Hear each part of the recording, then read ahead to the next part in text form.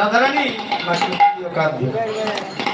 ডেকে ডেকে বলছে, শোনো, তোমাকে কাঁদতে হবে ছলনা করে। বলবে আমি কুস্বপ্ন দেখেছি, স্বপ্ন দেখেছি। কি দেখেছি জানো? আমার যে প্রাণ বধূ আছে না, এই বধূ মারা গেছে। এই বধূ না, স্বামী আয়ন ঘোষ মারা গেছে। ওই একই হয়েছে, ওই আয়নের মধ্যেই কৃষ্ণই দেখে। কেননা কৃষ্ণ কৃপা করেই নারায়ণকে পাঠিয়েছিল তার স্বরূপে, তাই না? তাই বলেছে, শোনো, আমি ছলনা করে বলছি, তুমি কান্না করে।